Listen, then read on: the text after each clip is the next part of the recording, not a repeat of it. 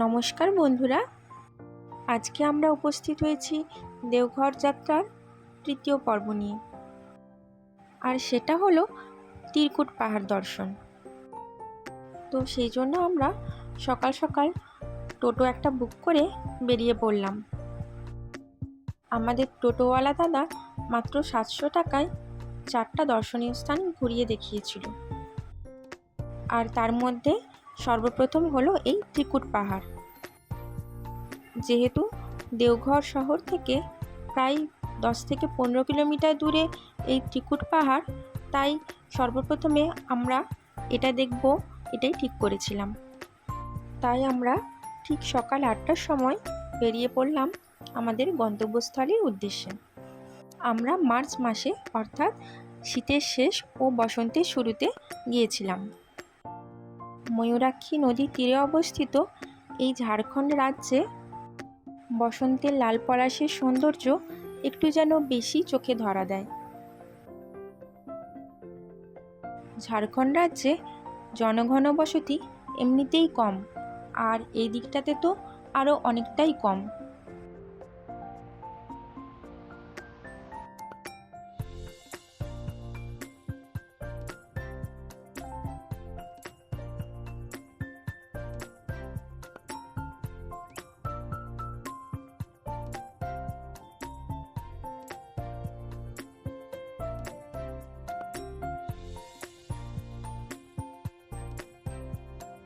যতদূর চোখ যায় শুধু ধুধু প্রান্তর মাঠ আর লাল পলাশের সৌন্দর্যে ঢাকা বনভূমি।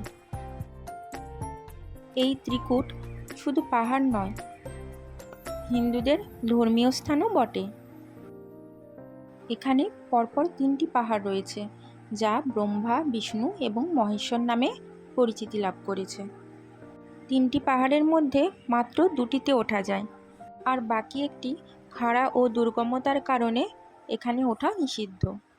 2009 সালে ঝাড়খণ্ড সরকার এই দুর্গম পাহাড়টিতে উঠে দেওঘর শহরের 360 ডিগ্রি দৃশ্য উপভোগ করার জন্য রোপওয়ে চালু করেছিলেন, কিন্তু 2022 সালে একটি মর্মান্তিক দুর্ঘটনার জন্য 2জন পর্যটক মারা যান। তারপর থেকেই রোপওয়ে বন্ধ করে দেওয়া হয়েছে। তবে রোপওয়ের কাজ আবার দ্রুত শুরু করা হবে, এই আশা ঝাড়খণ্ড সরকার দিয়েছেন। এই দেখুন, কথা বলতে বলতে আমরা একদম ত্রিকুট পাহাড়ের কাছাকাছি চলে এসেছি। জঙ্গলে ঢাকা এই পাহাড় বন্যপ্রাণী, ধর্মীয় স্থান ও মন্দির হিসেবে এক অপূর্ব খ্যাতি অর্জন করেছে। ত্রিকুট পাহাড়ের উচ্চতা সমুদ্রপৃষ্ঠ থেকে 2470 ফিট এবং মাটি থেকে 1500 ফিট উচ্চতায় অবস্থিত।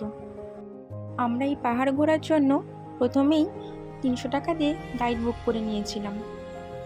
পাহাড়ে ওঠার মুখেই দুপাশের ছোট্ট ছোট্ট সুন্দর দোকান, যা কোনোটা ব্যাগ, আবার কোনোটা অলংকার, আবার কোনোটা খাবার জিনিসপত্র, এসব বিক্রি হচ্ছে।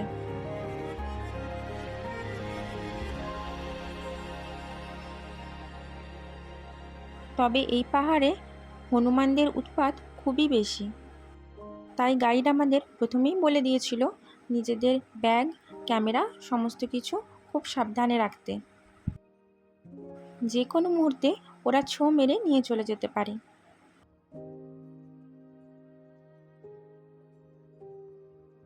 পাহাড়ে ওঠার মুখে বেশ সুন্দর লোভনীয় আচার বিক্রি হচ্ছিল।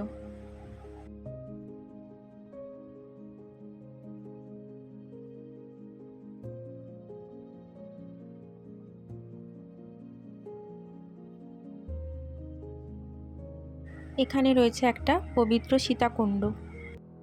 হিন্দু ধর্মগ্রন্থ রামায়ণ অনুসারে দেবাদিদেব মহাদেব একবার রাবণের তপস্যায় তুষ্ট হয়ে তাকে বরদান করেন যে তিনি রাবণের সাথে লঙ্কায় যাবেন, কিন্তু শর্ত একটাই, রাবণ যদি কোনো স্থানে শিবলিঙ্গ নামিয়ে দেয় তাহলে সেখান থেকে সে আর শিবলিঙ্গকে উঠিয়ে নিয়ে যেতে পারবে না।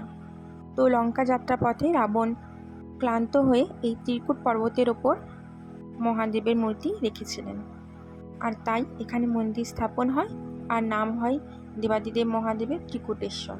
এই পাহাড়ের ওপর 5টা মন্দির ও একটি ঝর্ণা রয়েছে। এটা বাবা ত্রিকুটেশ্বরনাথের মন্দির তথা মহাদেবের মন্দির।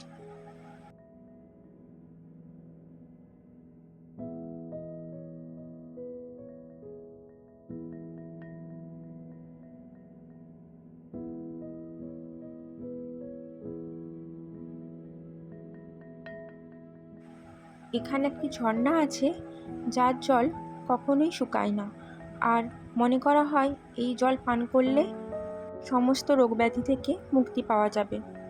তাই এই পবিত্র জল কেউ মাথায় গায়ে ছিটিয়ে নিচ্ছেন, আবার কেউ বোতলে ভরে নিয়ে যাচ্ছেন।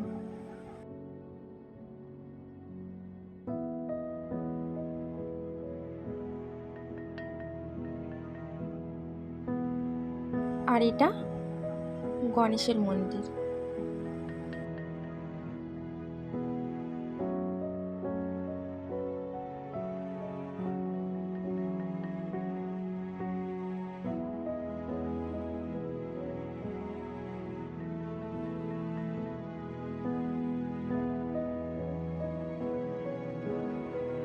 এটা মা পার্বতীর মন্দির।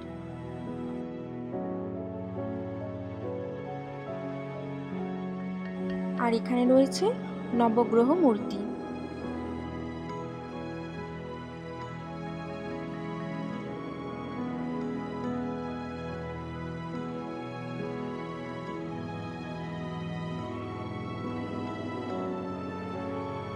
আর ইনি মা ভৈরবী কালী।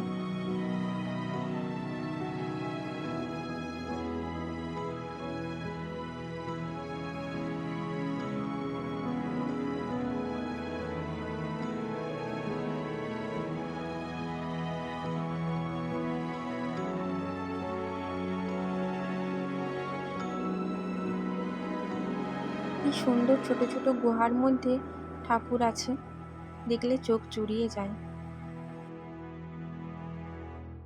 এই পাহাড়টি সব থেকে ভালো দিক হলো চারিদিকে ঘন জঙ্গলে ঢাকা, তাই রোদ ততটা এসে পৌঁছায় না, তাই যারা ট্রেকিং করে তারা এতটা টায়ার্ড হয় না। আর বজরংবলীর মূর্তি আছে এখানে।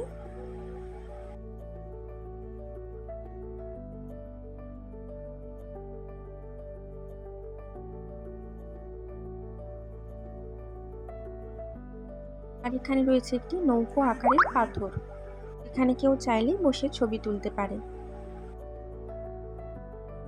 আমাদের টোটাল জায়গাটা ঘুরতে সময় লেগেছিল 1 ঘন্টা 15 মিনিটের মতো। দেখুন মা হনুমানটা কিভাবে বাচ্চা হনুমানের উকুন বেছে দিচ্ছে।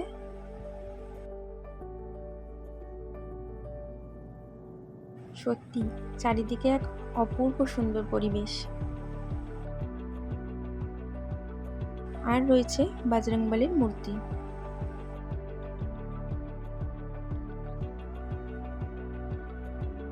এবার আমরা পাহাড়ের আরো একটু উপরের দিকে উঠলাম।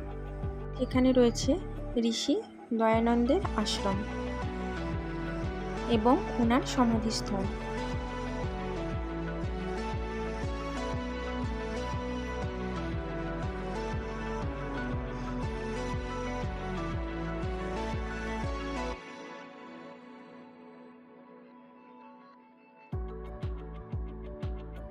ইনি হলেন ঋষি দয়ানন্দ স্বামী। তো বন্ধুরা, আমাদের ভিডিওটা কেমন লাগলো লাইক, কমেন্ট, শেয়ার, সাবস্ক্রাইব করে কিন্তু অবশ্যই জানাবেন। আর কখনো ত্রিকুট পাহাড়ে আসলে সেখানকার অভিজ্ঞতা কেমন লেগেছে সেটাও অবশ্যই জানাবেন। ধন্যবাদ।